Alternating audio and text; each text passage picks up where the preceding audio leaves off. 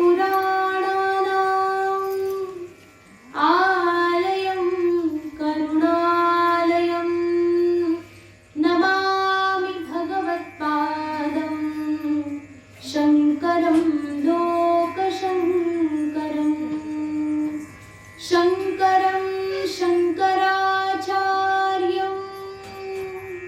केशवं बादरायणं सूत्रभाष्यकृतौ वन्दे भगवन्तौ पुनः पुनः। ईश्वरो गुरुरात्मेति मूर्तिभेदविभागिने व्योमवद्व्याप्तदेहाय दक्षिणामूर्तये नमः। नारायणं समारम्भां शङ्कराचार्यमध्यमाम् अस्मदाचार्यपर्यन्तां वन्दे गुरुपरम्पराम्। नमस्ते शारदे देवी काश्मीरपुरवासिनी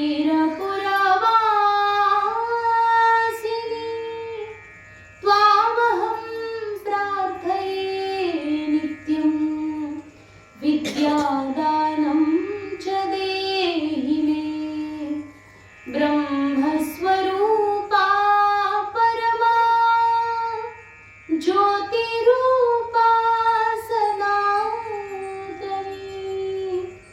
सर्वविद्याधिदेवी या तस्यै वाण्यै नमो नमः। सच्चिदानन्दरूपाय विश्वोत्पत्त्यादिहेतवे तापत्रयविनाशाय श्रीकृष्णाय वयं नमः। यं प्रव्रजन्तमनुपेतमपेतकृत्यं द्वैपायनो विरहकातर आजुहाव पुत्रेति तन्मयतया तरवाभिनेदुः तं सर्वभूतहृदयं मुनिमानतोऽस्मि। श्रीमद भागवत महापुराण सत्संग आणि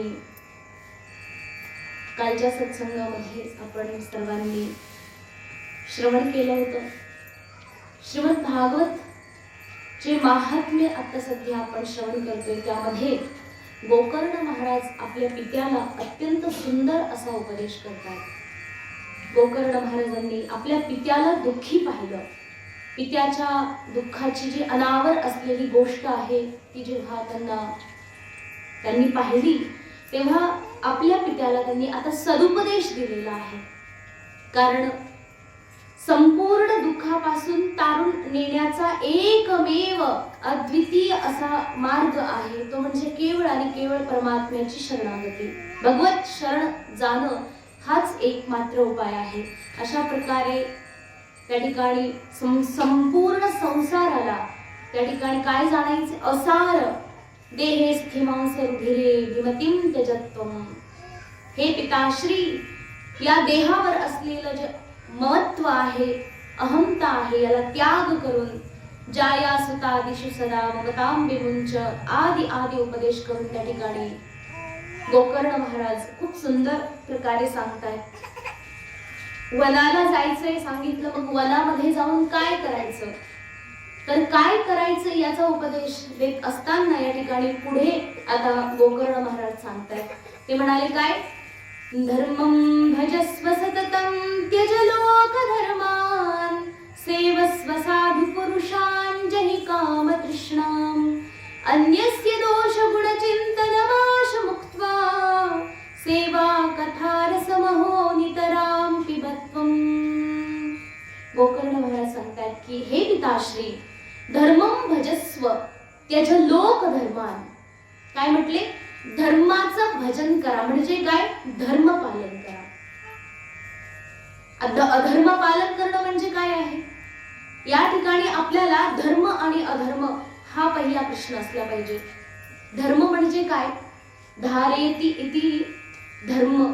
धर्म शब्दाचे दोन व्युत्पत्ती होतात. धारेति अनेन इति म्हणजे तो परमात्मा ज्याने संपूर्ण चराचराला धारण केलेलं आहे, साक्षात परमात्मा म्हणजेच धर्म आहे. ज्याने संपूर्ण चराचराला स्वतःमध्ये धारण केलेलं आहे तो म्हणजे धर्म. आणि परमात्म्याने सर्वांना धारण केले. आणि दुसऱ्या धर्माचा अर्थ म्हणजे त्या परमात्म्यापर्यंत जाण्याकरता जो मार्ग आपल्याला शास्त्राने प्रशस्त करून दिलेला आहे तो मार्ग म्हणजे ही काय आहे? धर्म. परमात्मा म्हणजे धर्म आणि ज्या रस्त्याने आपल्याला त्याच्यापर्यंत पोहोचायचे तो रस्ता म्हणजे ही धर्म. अर्थात परमात्मा आणि तो त्याच्यापर्यंत जाणारा रस्ता काही वेगळा नाहीये. त्याच्याकडे जायचं म्हटल्यानंतर त्यालाच धरावं लागेल. त्याचे श्री चरण धरणं हा एकच रस्ता आहे बस. मग स्वधर्म पालन करा, स्वधर्माचं पालन करा. परधर्म काय आहे मग? कारण भगवान गीतेमध्ये सांगतात स्वधर्मे निधनम श्रेय परधर्मो भयावह. स्वधर्माचं पालन करा कारण परधर्म जो आहे अत्यंत भयावह आहे, भयंकर आहे परधर्म. परधर्म म्हणजे आपलं जे आपण नाही आहोत त्याला स्वतःचं समजून घेणं, त्याला स्वतः समजून घेणं. म्हणजे माझा जो स्वभाव नाही त्या स्वभावाला मी स्वतःमध्ये आरोपित करून त्याच्या अनुसार चालणं म्हणजे परधर्म आहे. आणि परधर्माचं हे जे आहे हे नाटक आहे, जास्त वेळ चालू शकत नाही आणि ते आपल्याला त्रासच देणार आहे. म्हणून स्वधर्माचं पालन करणं हे आपल्या हिताचं आहे. स्वधर्म, स्व काय आहे? स्व शब्दाचे अनेक अर्थ आहेत. जसं संस्कृत भाषेमध्ये व्याकरण शिकताना एक सूत्र येतं स्वमज्ञाती धनाख्यायाम. स्व म्हणजे स्वतः, आत्म, मी, अहम, स्वतः. आणि त्या स्वतःलाच म्हणजे आत्मस्वरूपाला जाणणं म्हणजे स्वधर्म आहे. स्वतःच्या धर्माचं पालन करणं म्हणजे काय? मी कोण आहे याला पहिलं जाणणं आणि मी जो आहे त्याच्या धर्माचं पालन करणं. कारण की मी कसा आहे आता स्वतःला, मी स्वतःला काय समजतोय? मी अत्यंत अल्पज्ञ आहे, मी अल्पशक्तिमान आहे, माझ्याकडे बुद्धी नाही, मी असाच आहे, मी तसाच. म्हणजे औपाधिक दृष्ट्या बाह्य जगाच्या ज्या सगळ्या उपाध्या आपल्याला लागलेल्या आहेत त्या उपाध्यांना खरं समजून आपण स्वतःला तसंच समजतो की मी असाच आहे, मी तसाच आहे, मी अमकाच आहे, मी तमकाच आहे. वस्तुतः या सगळ्या उपाध्यांच्या रहित असलेला तो परमात्मा कसा शुद्ध आहे, तो सत आहे, चित्त आहे, आनंद स्वरूप आहे. तो परमात्मा सर्व शक्तिमान आहे, सर्व व्यापक आहे. मग तो सर्व व्यापक असलेल्या परमात्म्याला आपण जर ओळखलं म्हणजे आपलं स्वतःचं जे रूप आहे वस्तुतः परमात्माही आहे. मग असा जर त्या ठिकाणी आपला परिचय झाला, आपल्याला स्वतःला बोध झाला की मी स्वतः परमात्मा स्वरूप आहे, तर माझं रूप, माझा जो धर्म आहे तो काय झाला? अल्प. म्हणजे जीवाचा जो धर्म आहे तो माझा धर्म नाही, अर्थात परमात्म्याचा जो धर्म आहे तो माझा धर्म आहे. आणि परमात्मा सर्व व्यापक आहे, सर्वत्र विद्यमान आहे. मग तो स्व म्हणजे आत्म, स्वतःचा जो वास्तविक धर्म आहे त्याचं पालन करा. औपाधिक धर्म जे गोळा झालेले आहेत, चिकटलेले आहेत, त्या धर्माचं पालन करण्यामध्ये हित नाहीये. जसं आपण जेव्हा चिखलामध्ये चालतो, चिखलाने पाय भरतात, हाताने जर तो चिखल काढायला गेलो हातही भरतात, दुसरीकडे पुढे हात लावले तर ती जागाही भरते. म्हणजे अशा प्रकारे त्याचा चिखल लागलेला असतो, तो चिखल सगळीकडे लागतोय आपल्याला, परंतु याचा अर्थ असा नाही की तो चिखल कधी निघणारच नाही. निघतो ना, काय करावं लागतं? धुवावं लागतं. मग आपण अंगावर जो लागलेला चिखल आहे तो आपला वस्तू धर्म नाही, स्वतःचा वास्तविक धर्म नाहीये, त्याच्यापासून स्वच्छ होऊ शकतोय आपण. बस त्याच्यासारखं वस्तुतः आपण आनंद स्वरूप आहे, परमात्ममय आहोत, परंतु आपल्याला संसारिक माईक वस्तूंचा जो चिखल लागलेला आहे तो चिखल आधी एका ठिकाणी लागलेला असतो, तो काढायला म्हणून त्याच्यापासून आपण तो काय नेमकं बघायला जातो तर तिथेही लागतो. सगळीकडे आपण त्याला अगदी बरबटून घेतो, परंतु असं नाही की तो चिखल निघणार नाही. तो प्रपंचाचा माईक वस्तूचा जो चिखल आहे तो आत्मस्वरूपाच्या ज्ञानाने धुतला जाऊ शकतो. म्हणून केवळ तिथेच ज्ञानच एक असं आहे ज्याच्या श्रवणाने, ज्याच्या चिंतनाने, ज्याच्या मंथनाने आपण त्या स्वरूप चिंतनाच्या द्वारेच फक्त आपण त्याला जाणू शकतो. मी कोण आहे खरा वास्तविक ओळखू शकतो. मग औपाधिक दृष्ट्या जर त्याग केलं तर स्वधर्म काय आहे? आत्मस्वरूप आहे. मग त्याचं पालन करा, स्वधर्माचं पालन करा. आणि दुसरं म्हणजे स्वमज्ञाती धनाख्यायम. स्व शब्दाचा आणखी एक अर्थ आहे ज्ञाती. आपले जे ज्ञाती बांधव आहेत ना, म्हणजे आपल्या घरामध्ये आई वडील, भाऊ बहीण वगैरे वगैरे जे कोणी आहेत ज्ञाती बांधव, आणि धन इत्यादी या संपूर्ण चराचरामध्ये जेवढे तुम्हाला दिसत आहेत धन संपत्ती आदी आणि ज्ञाती बांधव, हे सगळेच्या सगळे काय आहे? वस्तुतः माईक आहेत. या सर्वांच्या मध्ये कुठल्याही प्रकारचं रहस्य नाहीये.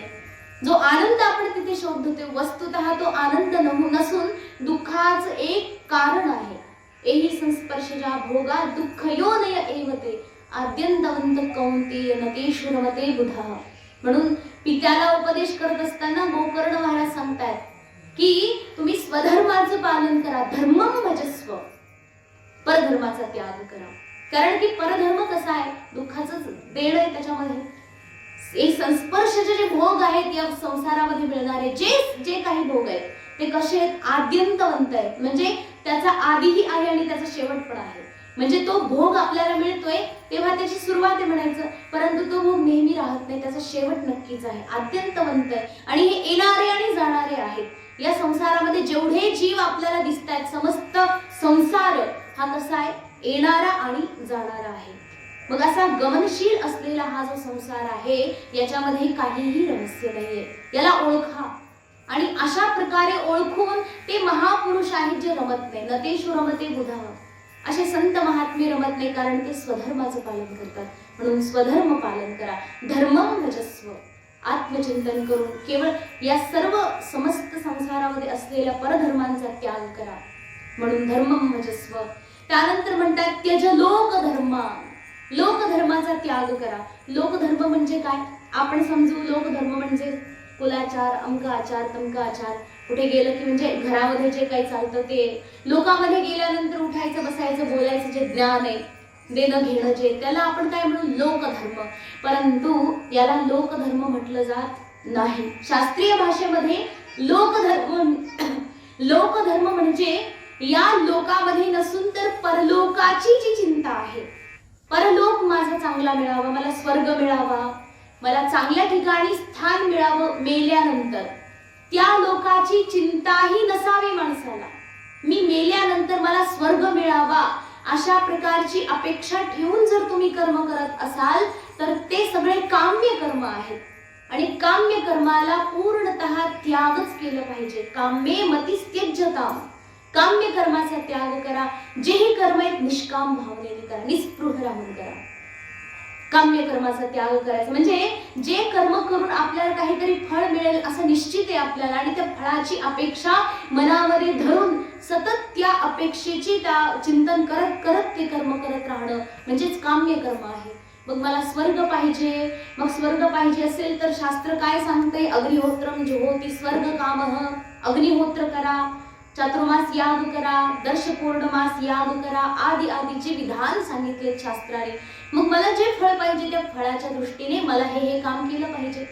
मग इथे गोकर्ण महाराज सांगतात की पिताश्री तुम्ही या धर्माचाही त्याग करा. म्हणजे तुम्ही जे म्हणताय ना हे पाहिजे ते पाहिजे याचा त्याग करा, लोकधर्म त्याग करा. तुम्हाला गेल्यानंतर काय लोक पाहिजे ना, त्या लोकाच्या दिशेने जाणारं जे फळ आहे ते कर्म तुम्ही त्याग करा. अत्यंत निष्काम होऊन निस्पृह राहून केवळ शास्त्राने सांगितलं आहे म्हणून त्या कर्माला कर्तव्य समजून पालन करा.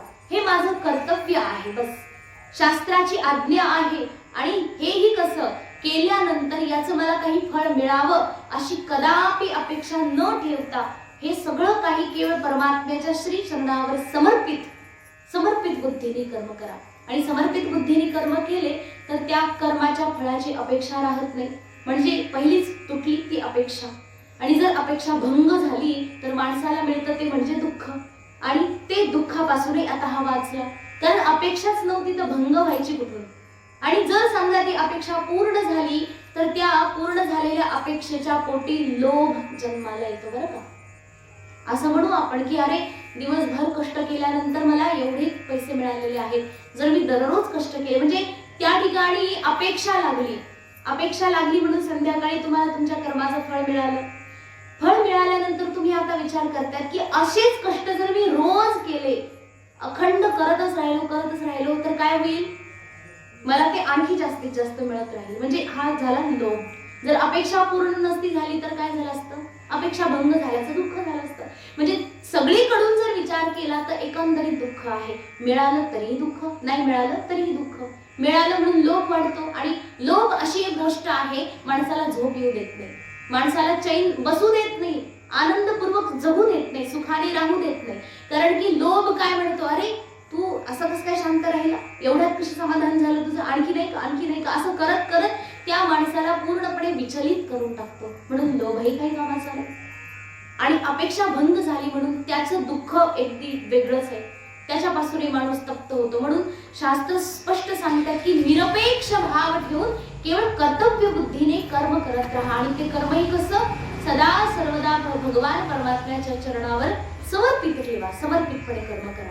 अशी समर्पित बुद्धी असेल तर मग तुम्हाला कुठल्या प्रकारचं दुःख होणार नाही. म्हणून हे पिताश्री काय करा, त्या जलोक धर्मान सर्व लोकांचा त्याग करा, कामनांचा त्याग करा, वासनांचा त्याग करा. मग काय करायचं मनामध्ये जाऊन, पुढे अत्यंत महत्वाची गोष्ट सांगितली बघा.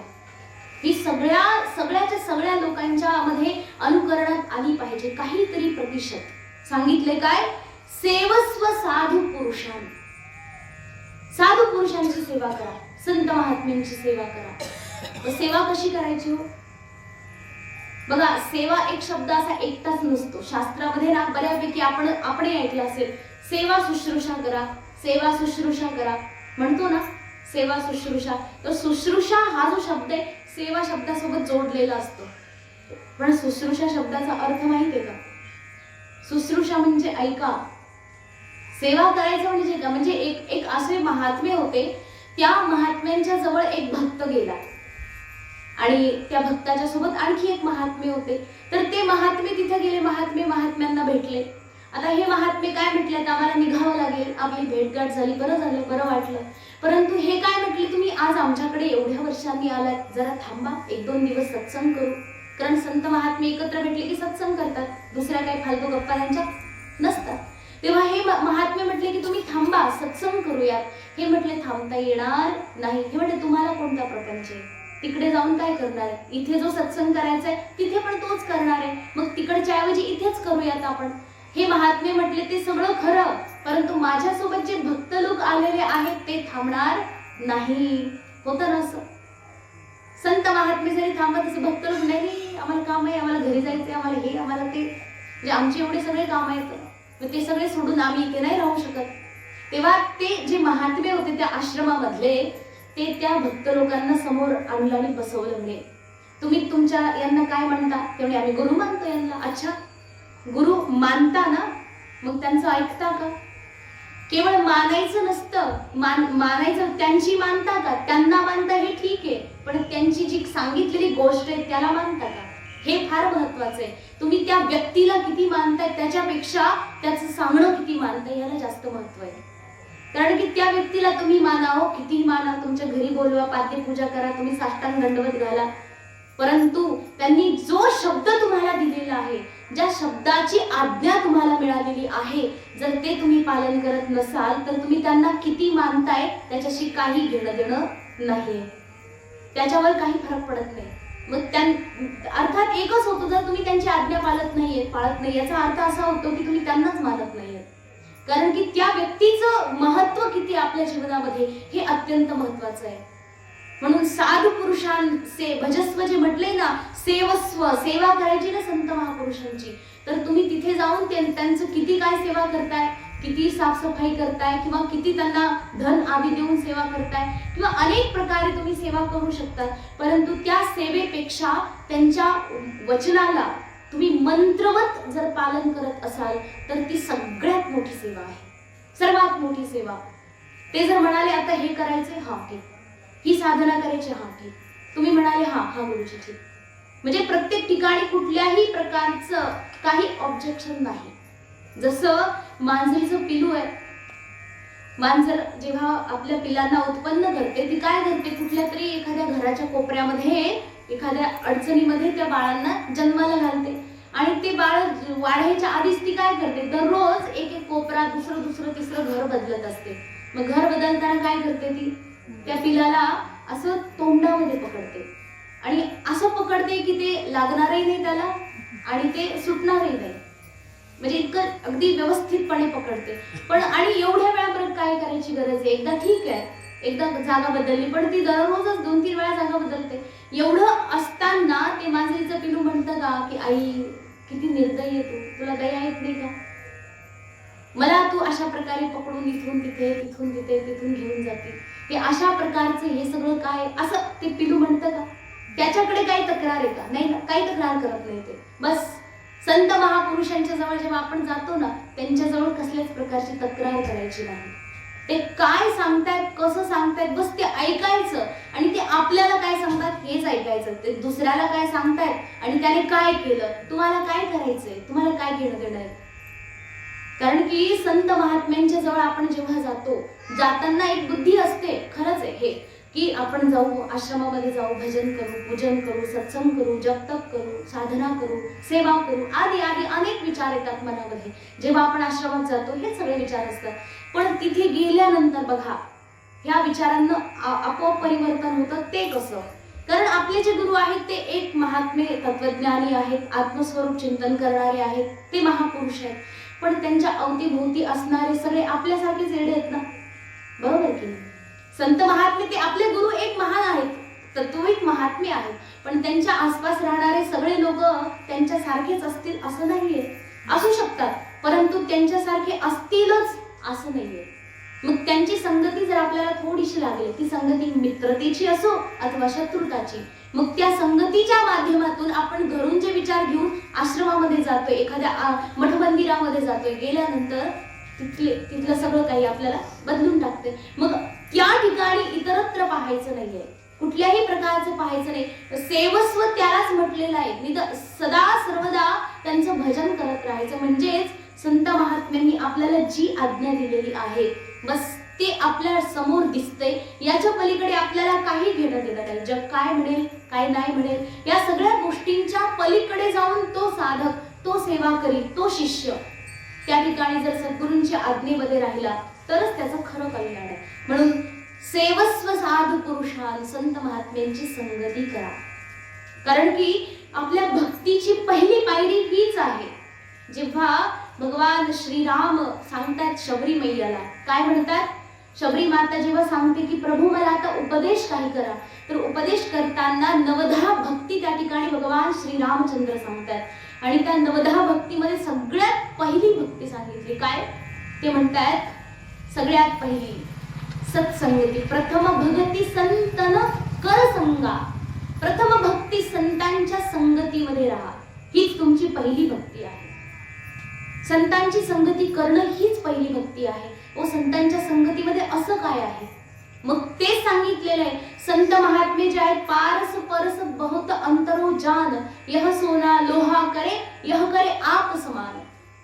पारस आणि जो परीस दगड माहितीये ना तुम्हाला, तो काय करतो बरं, परीस लोखंडाला स्पर्श केला की सोनं बनवून टाकतो, बरोबर ना. तो लोखंडाला स्पर्श केल्यानंतर सोनं बनवतो, पण परीस बनवलं तर काय होईल बरं, याची किंमत कमी होऊन जाईल. सगळे जर परीस झाले तर जो मूळ परीस होता त्याला कोणी विचारणार नाही, कारण की हाही झाला परीस, तोही परीस. म्हणून तो सोनं बनवतो पण परीस बनवत नाही. परंतु संत महात्मे जे आहेत त्यांच्या संगतीमध्ये जर कोणी गेला तर संत महात्मे त्याला आपल्यासारखंच बनवून टाकतात. म्हणजे परीस लोखंडाचं सोनं बनवतो पण आपल्यासारखं नाही बनवत. संत महात्मे आप समान, स्वतःसारखं करून टाकतात. म्हणजे ते जसे आहेत तसंच इतरांनाही, शरणापन्न लोकांनाही ते करून टाकतात. म्हणून संत महात्म्यांच्या संगतीमध्ये राहा. आणि आणखी एक विशेष फायदा म्हणजे काय सांगू, संत महात्म्यांच्या संगतीत राहिलं की परमात्म्याची कृपा दृष्टी फार लवकर होते आपल्यावर, फार लवकर. बघा, एखादा कुत्रा जर इकडे तिकडे फिरत असला तर तुम्ही कसं ओळखता बरे, हा पाळीव आहे की असा फिरस्ती कुत्रा आहे. हा, गळ्यात पट्टा असतो ना, बरोबर ना? गळ्यात पट्टा आहे तर काय समजायचं? पाळीव कुत्रा आहे. पट्टा नाही तर फिरता कुत्रा आहे. त्याचा कोणी मालक? पट्टा आहे म्हणजे मालक आहे. तसंच इथे सांगितलेलं आहे, सद्गुरूंच्या सानिध्यामध्ये राहिल्यानंतर तुमचं एक सुंदर असं स्वरूप बनतं. सद्गुरूंच्या सानिध्यामध्ये राहिल्यानंतर जसं तुम्ही स्वतः सदाचार रूपही तसंच बनतं ना. जसं सद्गुरूंच्या जवळ गेल्यानंतर तुम्ही तिलक चंदन करणार आहे, गळ्यामध्ये माला धारण करणार आहे, मग तुमचं जे रूप आहे ना, ते रूप पाहिल्यानंतर परमात्म्यालाही कळतं की अरे हा कुणीतरी म्हणजे याचा मालक आहे, कुणीतरी मालक आहे, आणि ही शरणागती खरी कामाची आहे.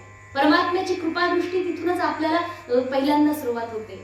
आणि सद्गुरूंच्या कृपादृष्टीमध्ये राहिल्यानंतर स्वाभाविक त्याच्यावर जे संस्कार होतात ते अत्यंत महत्वाचे आहेत.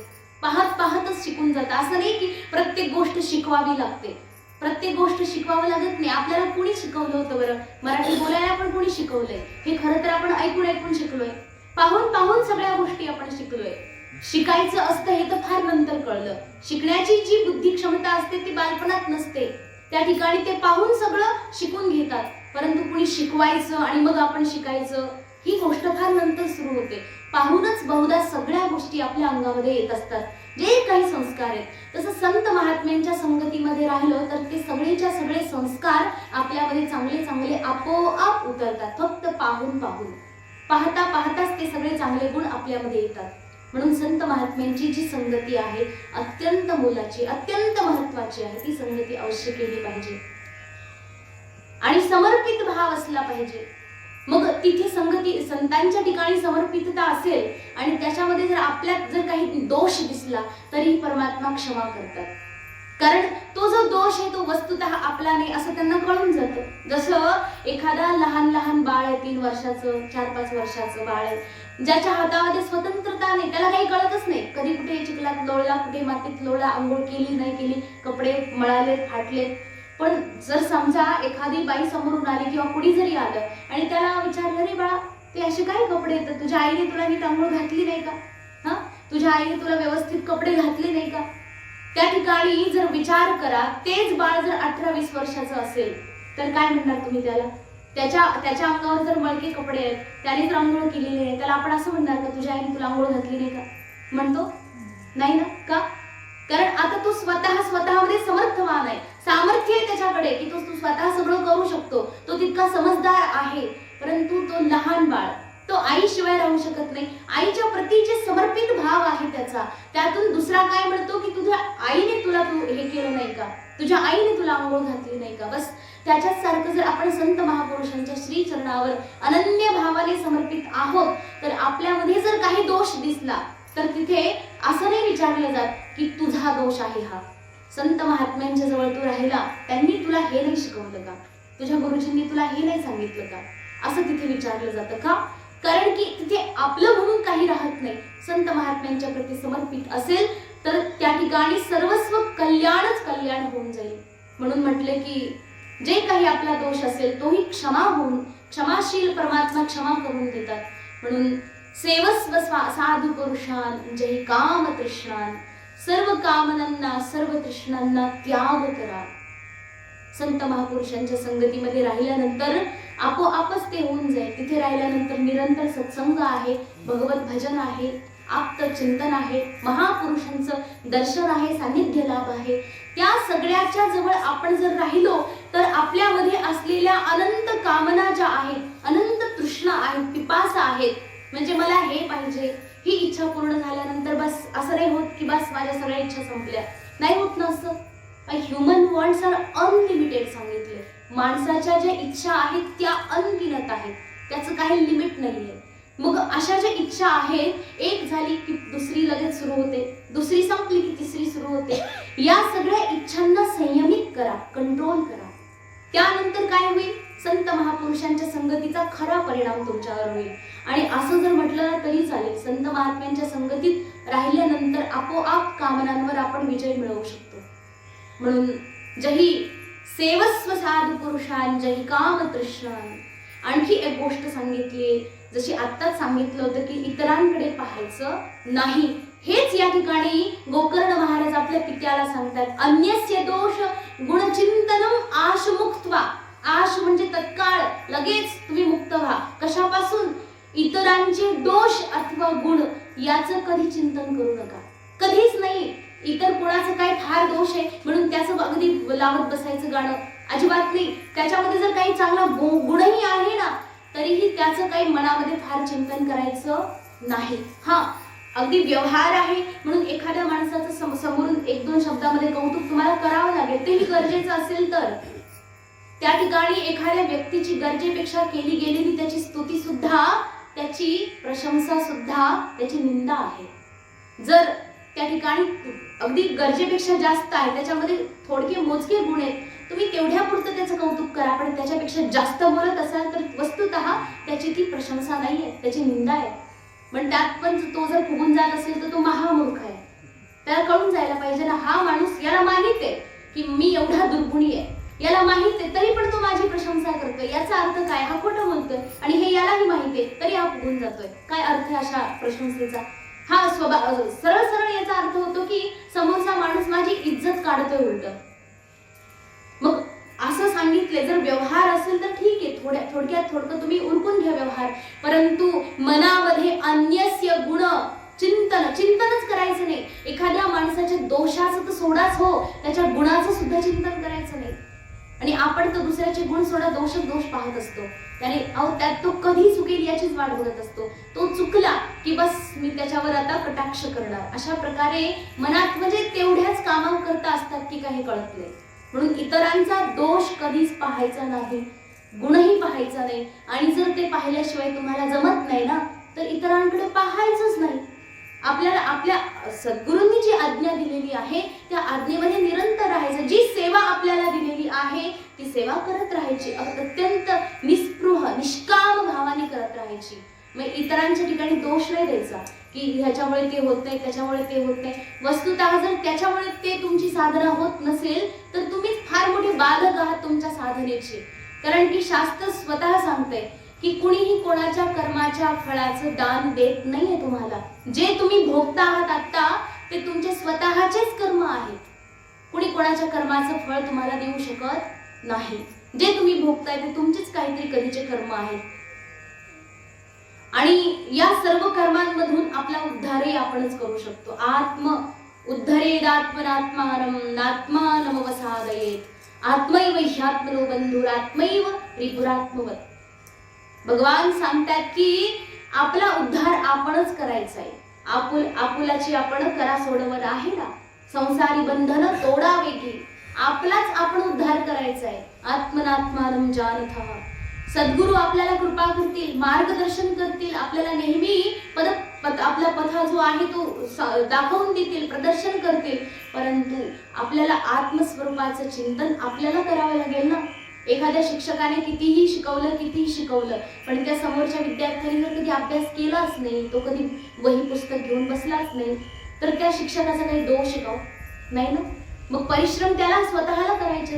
जर तो परीक्षेत नापास झाला तर शिक्षकाचा काय दोष येतात? कारण की शिकवलं तर त्याने स्वतः सगळ्यांना सारखंच आहे. मग आपण किती अभ्यास करतोय, आपण किती परिश्रम करतोय त्याच्यावर निर्भर आहे. मग सद्गुरू आपल्याला उपदेश करतात, ते ज्ञान देतील, उपदेश करतील, मार्गदर्शन करतील, परंतु त्या मार्गदर्शनामध्ये आपण खरं उतरवायचं, स्वतःला त्यामध्ये ओढायचं, हे आपली जबाबदारी आहे. म्हणून त्या ठिकाणी गुणदोषाचं चिंतन न करता केवळ आपण आपल्या ठिकाणी असलेले जे दोष आहेत ते पाहून त्याचं कशा प्रकारे प्रक्षालन करता येईल, सतत याच्याच मार्गामध्ये लागलं पाहिजे. म्हणून अन्यस्य गुणदोष चिंतनम आश मुक्त्वा सेवा कथा रसमहो नितराम पिबस्व. सेवा करत करत परमात्म्याची ती कथा अमृत निरंतर पान करत राहा. निरंतर परमात्म्याच्या कथेचा जो रस आहे त्या रसाचे रसिक होऊन जा. अनन्य भावाने रस पान करत राहा. कथेशिवाय जगू नका.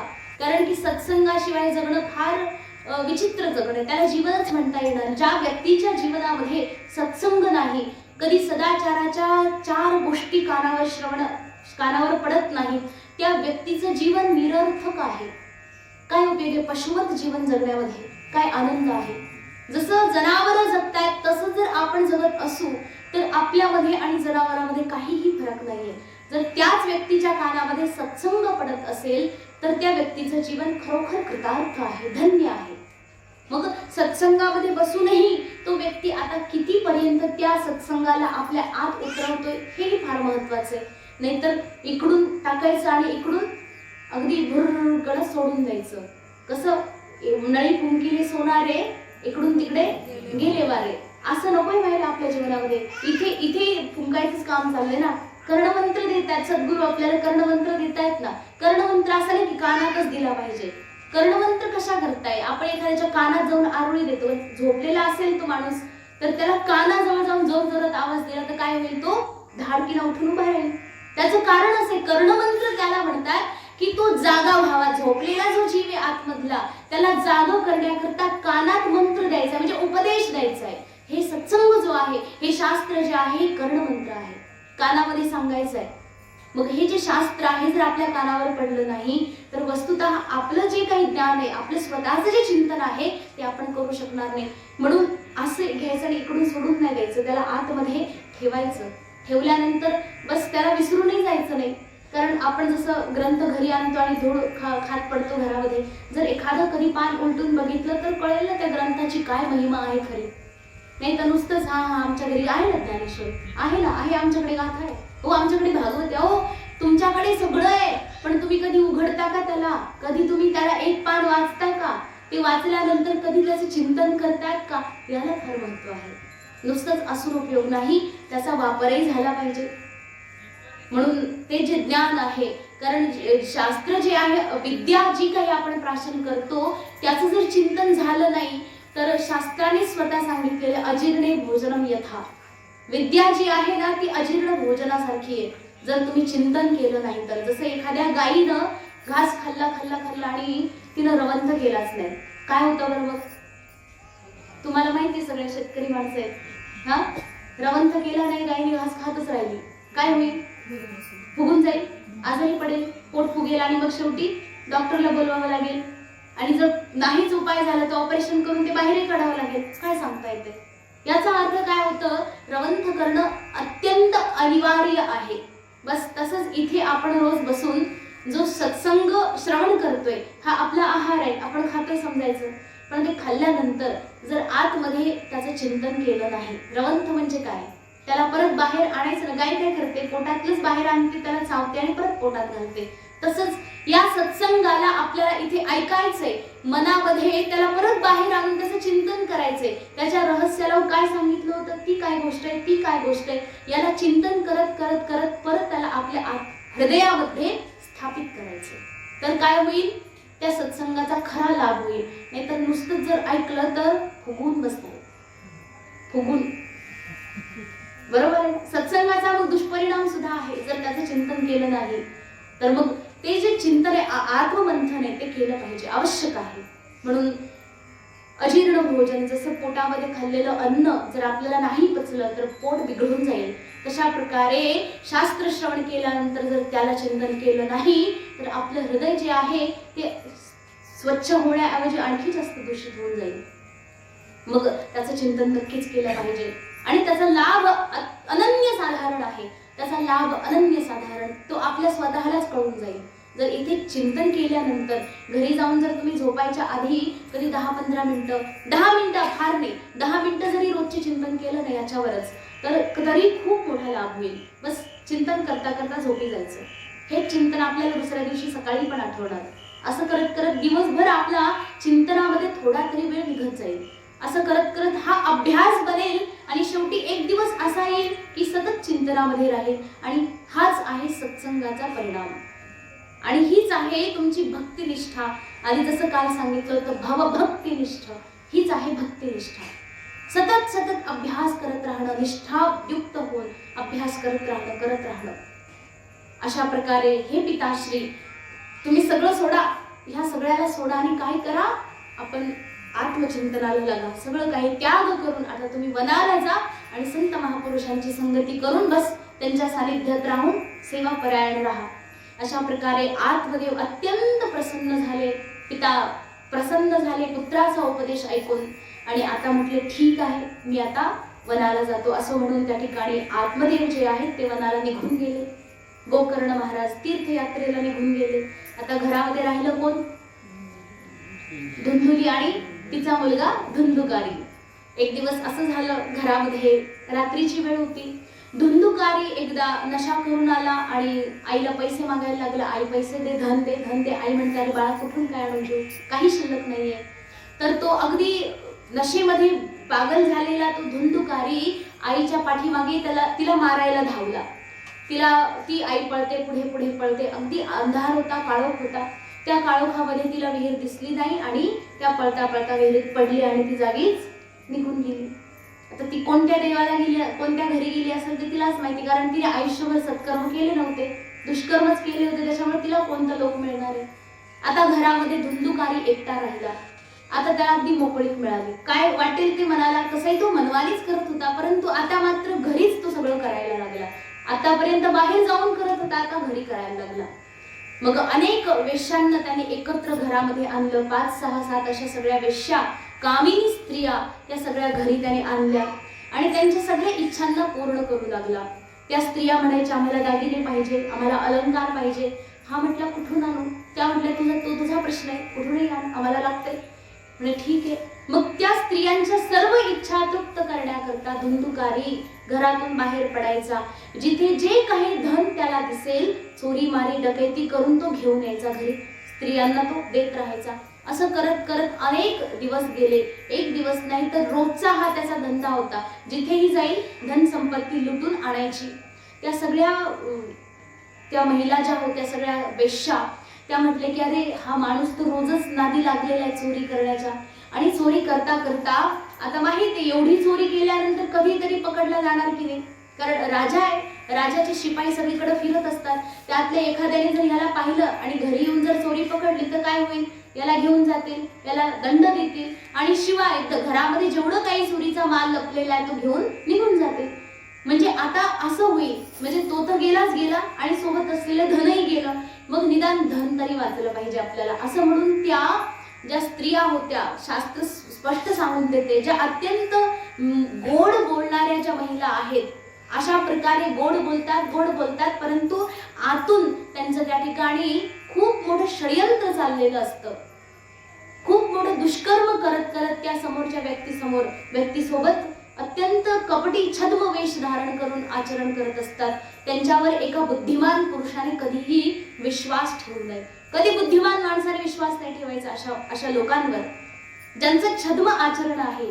दाखवायचं एक, करायचं एक आणि असतं मात्र दुसरंच काहीतरी. अशा प्रकारे यांच्यावर विश्वास ठेवायचा नाही. परंतु धुंदुकारी अत्यंत आहारी गेलेला होता, त्यांचं सगळं काही ऐकायचं.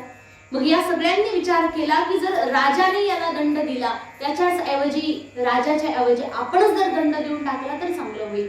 असा विचार करून त्या सर्व महिलांनी एकत्र त्याला आणलं, एका ठिकाणी बांधलं, मारलं आणि शेवटी एका ठिकाणी एका फांदीला लटकून दिलं आणि त्याला तडपून मारलं. अत्यंत बलशाली होता. थोड्या वेदनांमध्ये तो मेला नाही. खूप तडपून त्याला मारलं या सगळ्यांनी, कारण शक्तिशाली असल्यामुळे त्याला मारणं काही फार एवढं सोपं नव्हतं. मग अत्यंत तडपून मेला. म्हणून तो धुंदुकारी जो आहे भयंकर पिशाच बनून त्या ठिकाणी वावरायला लागला. ह्या सगळ्या जणी दुसऱ्या दिवशी लोकांनी विचारलं धुंदुकारी कुठे गेला. या म्हटल्या तो धन संचय करण्याकरता, धन लोभाकरता दुसऱ्या गावाला निघून गेलेला आहे. असं पाहिलं त्या म्हटले सगळे आपल्याला विचारत राहतील, त्यापेक्षा सगळ्या जणी हे धन वाटून घेऊ आणि वेगळ्या वेगळ्या गावांना निघून जाऊ. त्या ठिकाणी सगळ्या निघून गेल्या. धुंदुकारी जो होता तो आता भयंकर प्रेत योनीमध्ये तिथे संपूर्ण त्या क्षेत्रामध्ये राहू लागला. प्रेत योनी जी आहे अत्यंत भयानक असते. फार दुःख त्याला तिथे असतं. अनेक प्रकारचे ते दुःख झेलत राहणारा तो धुंदुकारी, ज्याला तहान लागली तर पाणी मिळत नाही, भूक लागली त्याला अन्न मिळत नाही, अनेक प्रकारे फक्त वायू रूपाने त्याचं जे शरीर आहे ते वायू रूपाचं शरीर फक्त फिरत राहते. अशा प्रकारे अनंत दुःख घेणारा हा धुंदुकारी, त्याच्या मृत्यूची जी बातमी आहे ती गोकर्ण महाराजांना कळाली. ते तीर्थयात्रा करत होते. त्यांनी गया गया जे आहे तिथे जाऊन श्राद्ध कर्म केलं आणि श्राद्धाचं त्या ठिकाणी गया जे स्थान आहे याचं अत्यंत महत्त्व आहे. तिथे जर तुम्ही श्राद्ध केलं तर तुमचे पितर जे आहेत ते मुक्त होऊन जातात, संपूर्ण पाप त्यांचं नष्ट होऊन जातं. म्हणून त्या ठिकाणी गोकर्ण महाराज गया या तीर्थामध्ये गेले. ते म्हटले ठीक आहे, हा फार पापी होता, परंतु काही झालं तरी भाऊ होता आणि अनाथ आहे, आता याला कुणी नाथ नाहीये, वडीलही नाही, याचा भाऊही नाही, कुणी पुत्रही नाही. मग अशा प्रकारे अनाथ असल्यामुळे मी भाऊ असल्याच्या नात्याने बस याला एक श्राद्ध म्हणून त्याचं कर्म करू. अशा प्रकारे गोकर्ण महाराजांनी श्राद्ध केलं आणि ते फिरत फिरत तीर्थयात्रा करून शेवटी आपल्या घरी परत आले. घरी आल्यानंतर ते रात्रीच्या वेळी अगदी कुणालाही काही न कळता आपल्या घराच्या ओट्यावर प्रांगणामध्ये रात्रीला विश्राम केला, झोपले ते. पण रात्री भयानक दृश्य त्यांनी पाहिलं. अचानक त्यांची जाग आली, त्यांना झोप मोडली आणि तेव्हा त्यांनी पाहिलं की समोर एक भयानक विचित्र असा प्राणी उभा आहे. कधी तो म्हैस होतोय, कधी गाढव होतोय, कधी भयंकर क्रूर असा राक्षस बनतोय, कधी काय असे सगळे वेश तो धारण करतोय. मोठमोठ्याने असा अगदी भयानक आवाज येतोय त्याच्या सगळ्या त्या कृत्यामधून. अशा प्रकारे गोकर्ण महाराज विचार करतात, आहे तरी कोण हा कोण आहे असं त्याला विचारलं तर तेव्हा तो मोठमोठ्याला फक्त रडायचा. काही त्याला उत्तरच देता येत नव्हतं, कारण की एवढं जास्त पाप होतं, एवढं जास्त पाप की त्याला वाचा नव्हती, तो काही बोलू शकत नव्हता. मग गोकर्ण महाराजांनी आपल्या कमंडलूमधून जल पाण्या आपल्या हातावर घेतलं, अभिमंत्रित केलं आणि त्याच्या अंगावर ते शिंपडलं. ते पवित्र जल अंगावर पडताक्षणी त्या धुंदुकारीचं जे पाप होतं ते थोडंसं कमी झालं आणि आता तो पाप कमी झालं म्हणून त्या ठिकाणी बोलू लागला, त्याला वाचा आली आणि बोलायला लागला, हे महाराजजी, गोकर्ण महाराज, मी तुमचा भाऊ आहे. गोकर्ण महाराज म्हटले, माझा भाऊ? म्हटले, हो, तुमचा भाऊ मी धुंदुकारी आहे आणि खूप पाप केलं मी. माझ्या संपूर्ण जीवनामध्ये मी पाप कर्म सोडून काहीही केलं नाही आणि त्या पापाचं आता मला फार मोठं पश्चाताप होते, दुःख वाटतंय आणि आता मी काय करू कळत नाही. अनेक प्रकारच्या यातना मी या पिशाच प्रेत योनीमध्ये भोगत आहे. म्हणून हे गोकर्ण महाराज, तुम्ही तर फार दयाळू आहात, फार कृपाळू आहात. तुमचं जे बालपणापासून मी पाहिलेलं तुमचं जे व्यक्तिमत्व आहे, तुमचा जो स्वभाव आहे, अत्यंत कृपाळू आहे. मग माझ्यासारख्या पापी माणसावर तुम्ही कृपा कराल असं मलाही वाटतं. दयानिधान आहात, मी तुमच्या शरण आलेलो आहे, म्हणून हे भगवन माझी रक्षा करा. बघा, जेव्हा माणसाला अनेक प्रकारच्या यातना जेव्हा मिळतात ना, तेव्हा खरोखर अक्कल ठिकाण्यावर येते. बरोबर आहे ना? जोपर्यंत पाप कर्मामध्ये रत असतो तेव्हा त्या पाप कर्मामध्ये करत असताना त्याला दुःख फारसं जाणवत नाही, कारण की तो दुसऱ्याला दुःख देत असतो. तेव्हा दुसऱ्याला दुःख देऊन तो स्वतः सुखी राहतो, म्हणजे दुसऱ्याला दुःख होते हे पाहून त्याला आनंद होतो. परंतु त्या पापाचं कर्माचं ते जे फळ आहे, जेव्हा त्याला स्वतःला भोगायला मिळतं, त्याच्यापेक्षा अधिक जेव्हा दुःख मिळतं, तेव्हा त्याला कळतं की अरे, मी एका माणसाला एवढा त्रास दिला, म्हणजे त्याला केवढा त्रास झाला असेल, कारण तो स्वतः त्या त्रासाला आता अनुभवतोय. तेव्हा त्या माणसाची जी बुद्धी आहे ती जागेवर येते. जागेवर आलेली जी बुद्धी आहे, तेव्हा त्या बुद्धीतून धुंदुकारीनं प्रार्थना केली की हे भगवन माझी रक्षा करा. आता गोकर्ण महाराज म्हणतायत, तो ठीक आहे, रक्षा करा, पण मी तर तुझ्यासाठी श्राद्ध केलं म्हणे. मी गया जे असं तीर्थ आहे ज्या ठिकाणी एकदा श्राद्ध केलं तर तुझे पाप धुवून जायला पाहिजे होते, मग असं कसं झालंय? मला आश्चर्य वाटतंय. आणि मी श्राद्ध केले तुझं अगदी मनापासून आणि विधी विधानपूर्वक दान पुण्य केलेलं आहे, असं केलेलं असताना तुझे पाप कमी का नाही झाले? तेव्हा धुंदुकारी अत्यंत विनम्रपणे म्हणतो, महाराज, तुम्ही गयाचे जे श्राद्ध आहेत ना, एकदा नाही 1000 वेळा करा. मी एवढे भयानक पाप केलेले आहे की गयाचे श्राद्ध माझ्या पापांना कमी करू शकत नाही. आता गोकर्ण महाराज म्हटलं तर सगळ्यात शेवटचा हाच उपाय होता, परंतु पापी मला माहित होतं म्हणून मी आधी श्राद्ध करून आलो, पण आता त्यातून पण तुझी मुक्ती झाली नाही, म्हणजे आता मात्र असंभव आहे, तुला या पापापासून वाचणं फार कठीण आहे. गोकर्ण महाराज म्हटले ठीक आहे, पण तरी आता तू एवढी प्रार्थना करतोय, एवढी दयावया करतोय, तर तुझं दुःख निवारण करण्याकरता मी काहीतरी उपाय नक्की करेल. तू निश्चिंत राहून तुझ्या ठिकाणी एका जागी स्थिर राहा. अशा प्रकारे धुंदुकारीला आश्वासन दिलं. दुसऱ्या दिवशी गोकर्ण महाराज खूप मोठ्या मोठ्या संत महात्म्यांच्या जवळ गेले गावामधले जे चांगले विद्वान सगळे महात्मे होते त्यांच्या जवळ जाऊन गोकर्ण महाराज सांगतायत की असं असं सगळं झालेलं आहे, धुंदुकारी इथेच आहे, प्रेत योनीमध्ये दुःख भोगतोय आणि त्याला मुक्त करण्याकरता काहीतरी उपाय सांगा. म्हटले की तुम्ही गया श्राद्ध केलं ना महाराज, मग आता त्याच्यानंतर काहीही दुसरा उपाय नाही. सगळ्या लोकांनी अगदी बाजूला झाले, म्हणजे महाराज उपाय नाही दुसरा. गोकर्ण महाराज म्हटले आता करायचं काय. आणि गोकर्ण महाराज जे होते ते सूर्यनारायणाचे फार मोठे भक्त होते. आणि सूर्यनारायण कसे आहेत, संपूर्ण कर्माचे साक्षी आहेत. आपण जे कर्म करतोय इतरात्र कुणाला दिसो नाही दिसो, पण सूर्यनारायण पाहतायत की नाही सदा सर्वदा. आपण झोपेतून उठल्यापासून तर रात्रीपर्यंत सगळे कर्म ते आपले साक्षी रूपाने पाहतायत, तटस्थ रूपाने पाहतायत. ते सर्वांवर सारख्या प्रकारची नजर ठेवून आहेत. कोणी पाप करते, कोणी पुण्य करते आणि त्यात त्यांचा दोषही काहीच नाही. समजा एखाद्या सूर्य उगवल्यानंतर एखादा माणूस त्या सूर्याच्या उजेडामध्ये कुठे जाऊन चोरी करतोय, एखादा माणूस पूजा पाठ करतोय, मग त्याचं जे पुण्य किंवा पाप आहे ते सूर्यनारायणाला लागत नाही, कारण ते सर्वथा अलिप्त आहे, परमात्ममय आहे. आणि परमात्मा जसे अलिप्त आहे सूर्यनारायण, मग अशा प्रकारे हे सूर्यनारायण संपूर्ण कर्माचे साक्षी असल्या कारणाने त्या ठिकाणी गोकर्ण महाराजांनी आपल्या तपस्येच्या बळावर सूर्यनारायणाची गती थांबवली. आणि आता प्रार्थना करतात की हे भगवन, हे नारायण, तुम्ही संपूर्ण कर्माचे साक्षी आहात. तुम्हाला तर माहीतच आहे माझ्या भावानी एवढे मोठे मोठे पाप कर्म केलेले आहेत. मग या धुंदुकारीला पापापासून वाचवण्याकरता काय उपाय आहे. अनेक प्रकारचे कर्म करून पाहिले, गया श्राद्धही केलं, तरीही याच्यावर काहीही उपाय झालेला नाही. मग सूर्यनारायण म्हणाले की धुंदुकारी त्या ठिकाणी गोकर्ण महाराज, ते फार अवघड गोष्ट नाहीये, फार सोपं आहे. काय सोपं आहे ते म्हटले, काही अवघड नाही, तुम्ही श्रीमद भागवत कथा करा. बघा इतका सुंदर आणि सोपा उपाय.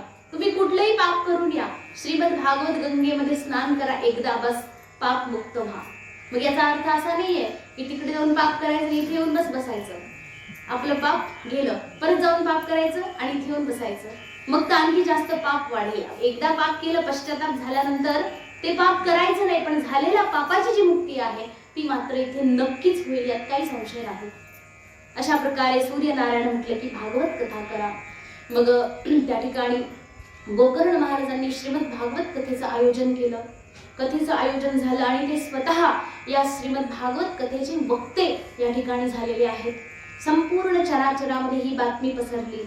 ज्या ज्या लोकांना श्रीमद भागवत कथेप्रती आवड होती, सगळेच्या सगळे लोक धावत धावत धावत ही कथा श्रवण करण्याकरता आले.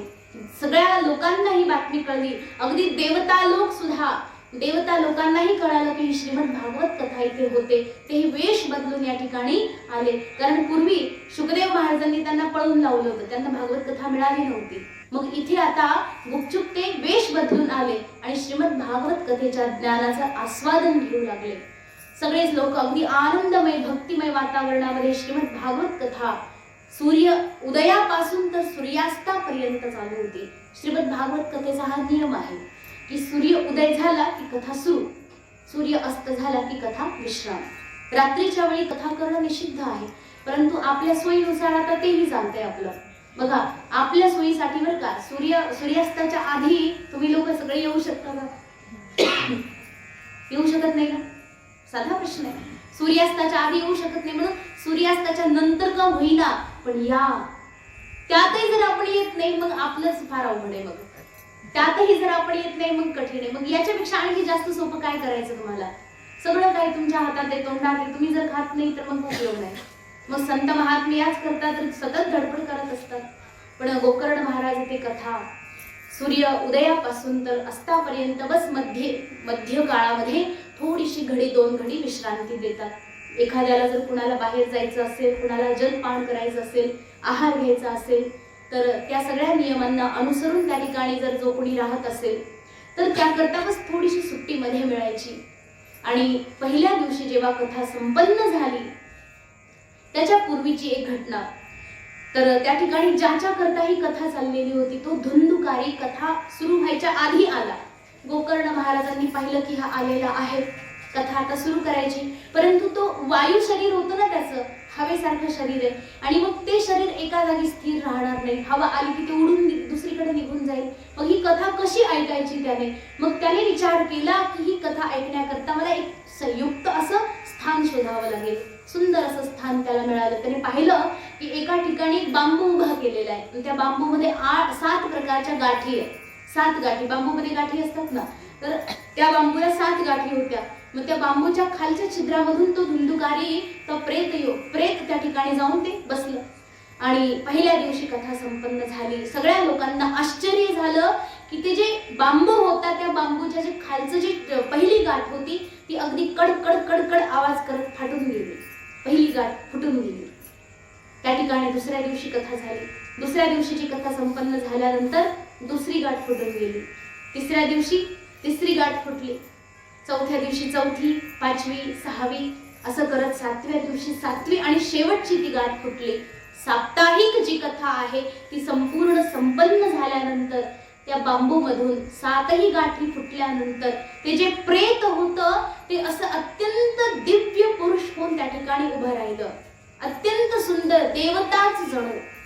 श्यामल अंग आहे, ज्यांच्या कानामध्ये असे दिव्य आणि सुंदर कुंडल घातलेले आहेत जे सूर्यासारखे चमकतात, ज्यांच्या चेहऱ्यावर अत्यंत देदीप्यमान असं तेज आहे, ज्यांचं समग्र शरीर अत्यंत दिव्य आहे, ज्यांची अंगकांती अत्यंत आल्हादित करणारी आहे, चेहऱ्यावर अत्यंत स्मित आणि मंद प्रसन्न करणारं असं हास्य आहे, आणि अत्यंत सुंदर प्रकारचे वस्त्र ज्यांच्या शरीरावर धारण केलेले आहे. अशा प्रकारचे देवताच जणू समोर उभे राहिले. सगळ्यांना आश्चर्य झाले, हे कोण? जेव्हा गोकर्ण महाराजांनी पाहिलं, त्यांना कळून गेलं. त्यांनी पाहिलं की हा तो धुंदुकारी, जो अत्यंत पापरत असलेला तो प्रेत, त्या ठिकाणी एक एक गाठ फोडून या श्रीमद भागवत कथेचं असं असीम महात्म्य आहे की ती कथा श्रवण केल्या मात्र त्या प्रेत योनीतून मुक्ती झाली. नुसतीच मुक्ती नाही झाली तर त्याला एवढं दिव्य असं शरीरही मिळालं. आणि नुसतं शरीर मिळालं नाही बरं का, तिथे दिव्य असं वैकुंठातून विमान आलं आणि ते देवदूत सगळे त्या विमानावर त्या देवाला, म्हणजे ज्याला आता नवीन सुंदर असं शरीर धारण केलंय, त्या धुंदुकारीला धरून त्या विमानामध्ये बसवायला लागले. गोकर्ण महाराज म्हणते, तो हा धुंदुकारी, तुम्ही याला एकच विमान घेऊन आले? अहो असं कसं काय बरं? तुम्ही एवढा भेदभाव कसा करू शकता? कथा सगळ्यांनी ऐकली की नाही? सगळे श्रोते होते, इथे लाखो श्रोते होते, एवढे सगळे श्रोते. मग एवढ्या सगळ्यांच्या करता विमान का नाही आलं? एवढ्या सगळ्यांना मुक्ती का नाही मिळाली? आणि हा धुंदुकारी, याने एवढं पाप केलं आणि याने पण कथा ऐकली, पण समजा ठीक आहे त्याच्यासाठी आलं विमान, मग इतरांसाठी का नाही आलं? तेव्हा ते जे देवदूत होते ना, ते आता गोकर्ण महाराजांना सांगतात की महाराज, कथा ऐकण्यामध्ये पण फरक आहे बरं का. कथा ऐकण्यामध्ये फरक आहे. तो कसा? धुंदुकारीला कथाही माझ्या जीवनाचं अवलंबन आहे, कथेशिवाय मी राहू शकत नाही, कथेशिवाय माझ्या जीवनाचं काहीही खरं नाही, हे त्याला पूर्ण मनापासून माहित होतं. आणि त्यामुळे तो कथा अत्यंत सावधानपणे ऐकत होता, एकदम सावधान होऊन. एका शब्दालाही तो खाली पडू देत नव्हता.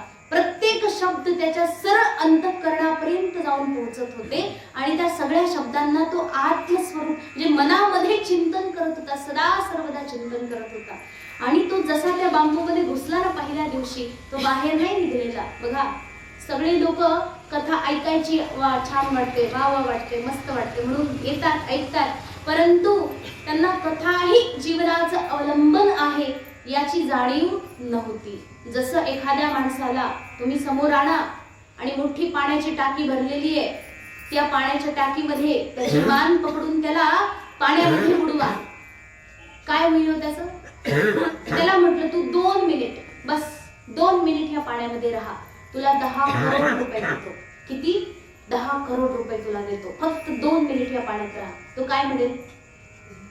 हा, मला तुझा 1 रुपया नको, मला पहिलं बाहेर काढ, कारण मला ती श्वासाची गरज आहे. अगदी तडफडून जाईल, एवढा तडफडून जाईल. बस शास्त्र सांगतंय की जेव्हा भगवत कथा, त्यावेळी त्या माणसाला 10 करोड पेक्षा, संपूर्ण धनराशीपेक्षाही स्वतःला श्वास मिळणं हे अत्यंत गरजेचं होतं. त्याच्यापेक्षा जास्त दुसरं गत्यंतर त्याला नव्हतं.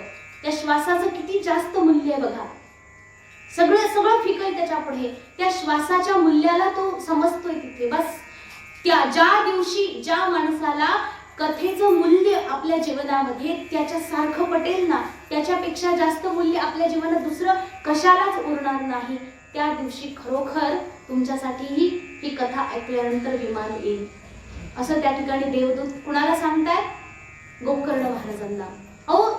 याला माहित होतं धुंदुकारीला की ही कथा एकमेव असं स्थान आहे, एकमेव कथाही आहे जी मला यापासून मुक्ती देणार आहे.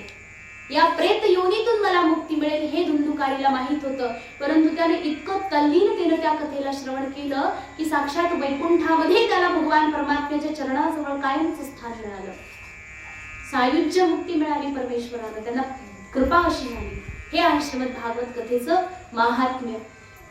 आणखी एक कारण सांगितलं म्हणे महाराज बघा, हा माणूस वायुभक्षण आधीपासूनच करत होता. त्यात झालं काय, तुमची कथा चालायची आणि मधला ब्रेक झाला की सगळे लोक उठून जायचे चहा पाणी करायला, पण हा माणूस काही कुठे जात नव्हता. याने काही खाल्लं नाही, निराहार राहिला एवढे दिवस. 7 दिवस निराहार राहून त्याने अक्षरशः एक क्षण फक्त आणि फक्त कथेचं चिंतन केलंय. याने विश्रांती घेतली नाही, झोपलेला देखील नाही. 7 दिवस अहरह केवळ आत्मचिंतन केलंय. त्यामुळे त्या कथेचा परिणाम असा, प्रभाव असा झाला की साक्षात देवदूत त्या ठिकाणी विमान घेऊन परमेश्वराच्या धामाला याला घेऊन जायला आले. हा झाला. आणि असं नाही महाराज बघा, तुम्ही म्हणाल आम्ही पण तो कथा ऐकतो, एक नाही अशा कित्येक कथा ऐकल्या आम्ही, पण आतापर्यंत आमच्यामध्ये थोडा तरी काही फरक. तर त्या कथेला श्रवणही आपण तसं केलं पाहिजे. आणि इथे आणखी एक गोष्ट आहे, कथा सांगणारे कोण आहेत याच्यावरही फार मोठी गोष्ट निर्भर करते. जर कथा सांगणारे असे तसेच आहेत, मग तुम्हाला कसं काय फळ मिळणार आहे? हा, कथेचं फळ नक्की आहे, काहीतरी निदान आपल्याला मिळणार आहे, काहीतरी सत्संग आपल्या पदरात पडणार आहे. परंतु जर ती कथा खरोखर आपल्याला आत्मचिंतन करून करून परमेश्वरापर्यंत घेऊन जाणारी असेल, तर त्या कथेचे वक्ते सुद्धा जे आहेत अत्यंत निस्पृही असावे, ज्ञान वैराग्य युक्त असावे आणि ज्यांच्या अंतःकरणामध्ये परमात्म्याची असीम भक्तीची जी धारा आहे सतत प्रवाहित राहणारी असावी. अशा वक्त्याच्या मुखामधून जर कथा श्रवण केली तर त्याचं फळ अत्यंत अगम्य आहे, अद्भुत आहे. म्हणून ही श्रीमद भागवत कथा अत्यंत महत्त्वाची आहे. आपल्या जीवनामध्ये या कथेला आपण अवश्य अंगीकार केला पाहिजे. श्रवण, याचं चिंतन, याचं मनन अशा प्रकारे केलं पाहिजे की आपल्या जीवनामध्ये सतत परमात्म्याची कृपा आपल्यावर वर्षाव होत राहिली पाहिजे. अशा प्रकारे गोकर्ण महाराजांनी मग त्या देवदूतांना विचारलं की अहो, मग ह्या कथेच्या माध्यमातून जर तुम्हाला सगळ्यांसाठी एक विमान पाठवायची वेळ आली, त्याच्याकरता आम्हाला काय करावं लागेल? सगळ्यांसाठी तुम्ही विमान घेऊन यायचं, पण आम्ही करायचं काय त्यासाठी? तेव्हा हे म्हटले की एक काम करा, ही जी कथा आहे ना, हीच कथा तुम्ही ह्या लोकांना परत एकदा सांगा. आणि यांना सांगायचं आता की नीट ऐका, आधी तुम्ही थोडंसं इकडे तिकडे केलं, पण आता मात्र असं घाळ राहायचं नाही. कथा ऐकायची तुम्हाला तर एकदम शांतपणे, धीर स्थिरपूर्वक आणि निष्ठापूर्वक ऐका, सावधान होऊन ऐका. बस परमात्म्याची कृपा होईल आणि सगळे त्या परमात्म्याच्या धावाला निघून जातील. अशा प्रकारे गोकर्ण महाराजांनी काही काळ अवधी त्या ठिकाणी विश्राम देऊन परत एकदा त्या गावामध्ये कथा केली. आणि साप्ताहिक कथेनंतर सर्वांनी जी कथा अत्यंत प्रेमाने ऐकली होती, मग सर्वांसाठी एक विमान आलं. सगळे लोक विमानावर चढले. गोकर्ण महाराजांसाठी भगवान परमात्म्याचंच विमान आलं आणि परमात्मा स्वयं त्यांना आपल्या धामाला घेऊन गेले. सगळेच्या सगळे लोक परमात्म्याच्या जवळ निघून गेले. तुम्ही म्हणणार मग अशीच जर कथा सगळ्यांनी ऐकली तर मग कसं होईल? मग सगळे वैकुंठाला गेले, तिथं गर्दी होईल ना, इथं कोण राहायचं? इथं पण राहिलं पाहिजे ना. एक तर सगळे लोक कथा ऐकत नाही आणि जेवढे ऐकतात ते फार मन लावूनच ऐकतात असंही नाही. मग ते मन लावून जरी ऐकलं तरी गेल्यानंतर त्याचं चिंतन करतीलच असंही नाही. मग आपल्यापैकी कोण कसे आहेत ते आपण ओळखून घ्यायचं. चला, कथा तर ऐकतात तुम्ही, प्रेमानं ऐकतात, पण चिंतन कोण कोण करतं ते तुम्हीच ठरवा. अशा प्रकारे श्रीमद भागवत कथा अत्यंत महिमावती आहे, महिमा अत्यंत अद्भुत आहे. ही कथा ऐकली पाहिजे. अशा प्रकारे श्रीमद भागवत कथेचं जे पद्मपुराणांतर्गत महात्म्य आहे त्याचे 5 अध्याय या ठिकाणी पूर्ण झाले आणि याचबरोबर हे महात्म्य पण पूर्ण झालं. उद्या आपण ही कथा कशी ऐकायची, काय काय नियम पाळले पाहिजे, या सगळ्याचं जे रहस्य आहे त्याला ऐकणार आहोत आणि परवापासून आपल्या श्रीमद भागवत कथेला प्रारंभ होणार आहे. अशा प्रकारे आजची झालेली कथेची सेवा परमात्म्याच्या चरणावर, श्री सद्गुरूंच्या चरणावर समर्पित करून याच ठिकाणी वाणीला विराम देऊ. ओम पूर्णमद पूर्णमिदं पूर्णात् पूर्णमुदच्यते पूर्णस्य पूर्णमादाय पूर्णमेवावशिष्यते. ओम शांती.